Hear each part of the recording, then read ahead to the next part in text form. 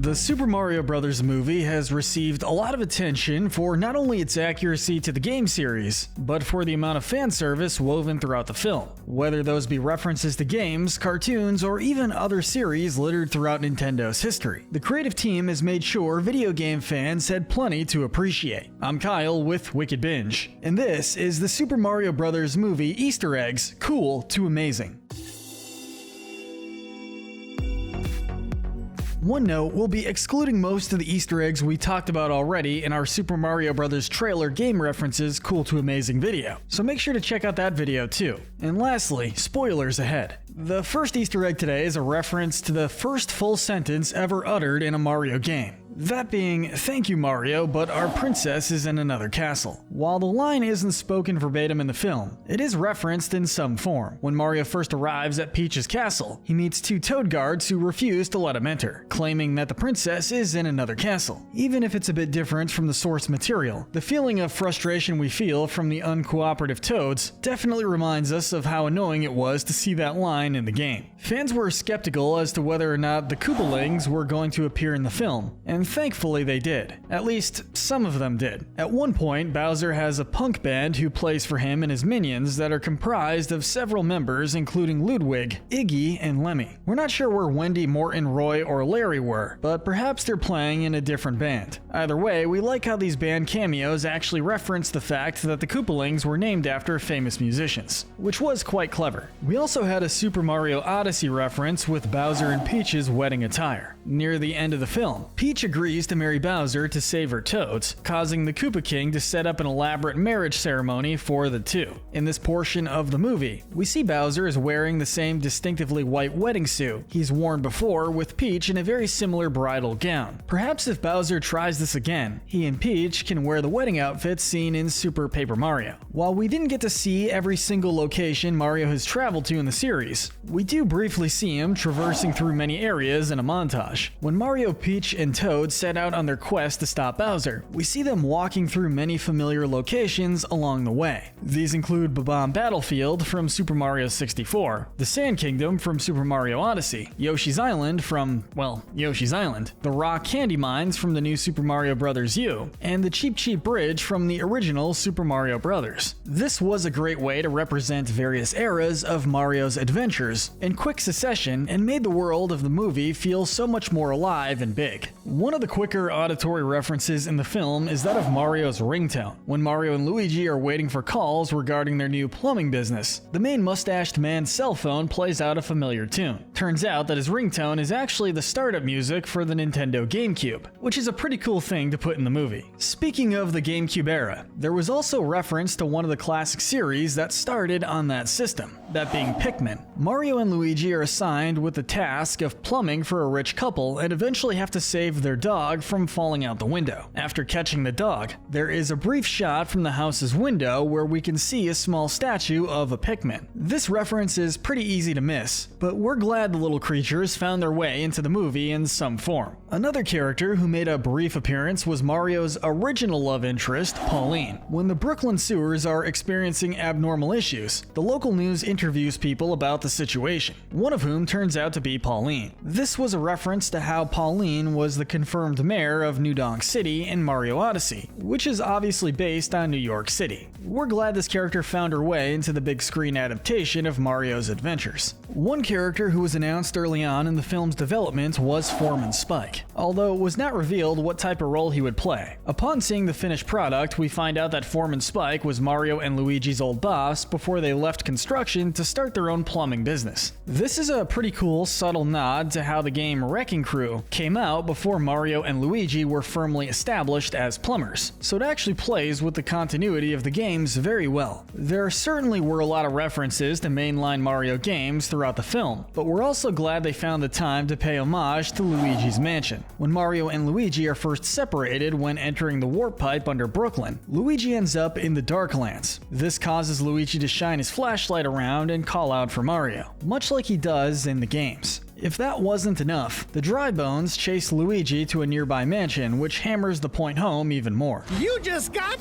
Luigi! We're not sure if a Luigi's Mansion spin-off is around the corner, but at least we got something for the fans of the series to appreciate. Super Mario Galaxy was also not forgotten about, as we were also introduced to a Luma character. This floating star, known as Lumali, appears amongst the prisoners captured by Bowser and is notable for saying some pretty dark but funny lines. While Lumali hasn't appeared in any Mario games, the fact that they reference the Galaxy games in such a way is really amusing and makes for some good comic relief moments in the story. On Mario and Luigi's trip from Brooklyn to the Mushroom Kingdom, there are direct references to Level 1-2 from Super Mario Bros. When Mario and Luigi are exploring the sewers, we're treated to the classic underground music, which is still being used in Mario games today. If that wasn't enough, there is a sign behind Luigi that states they are on Level 1-2 of Brooklyn sewers. Very subtle and brilliant reference. The Mario movie also made it a point to include boss cameos at Bowser's wedding. The Koopa King invites several attendees to the wedding, including the iconic bosses King Babam, King Boo, and Petey Piranha. As cool as it is to see these characters, they don't get to really do anything in the film as far as story is concerned, with the exception of King Babam, who has his fuse lit by Peach,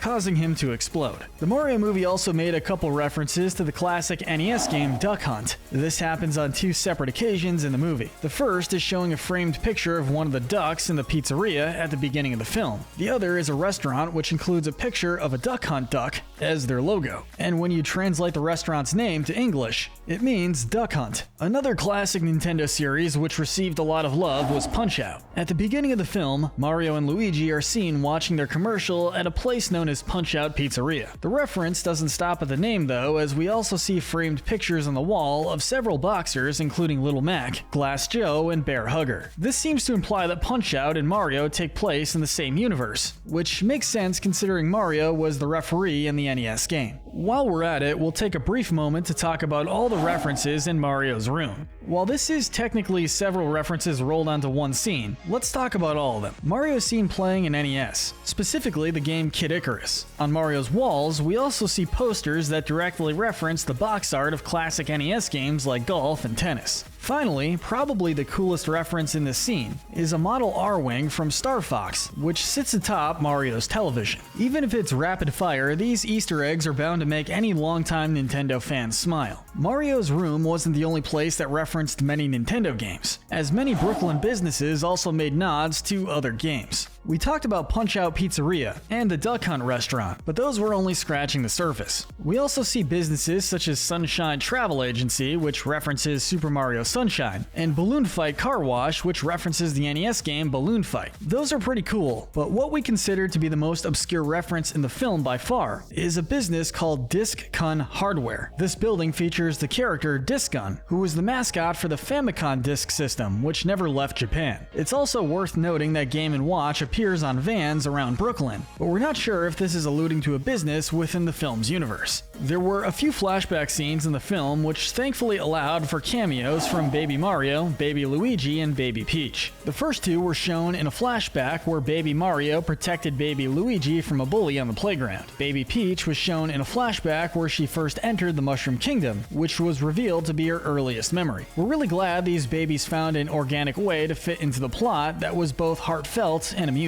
We all knew the introduction of Donkey Kong was going to be a big moment, and we weren't disappointed with the implementation of the DK rap. Donkey Kong in this film is portrayed as an egotistical fighter who loves to showboat, and there's no better song to get that point across than the DK rap. Dancing Packs! Granted, we don't get the full song and are instead only gifted with the chorus, but that was more than enough to satisfy us. We wouldn't be surprised if many audience members started chanting the lyrics as soon as the rap started. The only issue with this reference is that they didn't actually credit Grant Kirkhope, the track's original composer, which really seemed to have bummed him out on Twitter. So maybe Illumination will correct that and add his name to the credits in future distribution. Speaking of Donkey Kong, the crowd scenes during the fight between him and Mario allowed for many other Kongs to make an appearance. One is called out by name, that being Diddy, but he isn't the only one to appear if you look closely. We also can see Dixie, Kitty, Chunky, Funky, and Swanky are all cheering on Donkey Kong from the crowd. Who knows, maybe upon closer inspection we find more Kongs, like Lanky, Candy, or Donkey Kong Jr.